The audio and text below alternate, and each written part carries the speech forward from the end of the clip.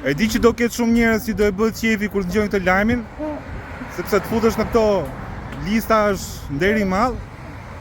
Po problemi është se në Europë njerëzit marrin rroga më të larta se ne. Dihet që në Shqipëri rroga është sa për Qiran. Duhet punojnë burrë e gru nga 2 turne. A e kuptoni ju se çfarë po bëhet në Shqipëri sotme? Po qarkullon një studim nga këto tujve që Tirana sapo ja ka kaluar Milanos. Sipas Mombeos, sot na duhen 18 vite për të blerë një apartament. Dhe s'po flas për këto apartamente 2 dhoma kuzhinë që bleshim atëre.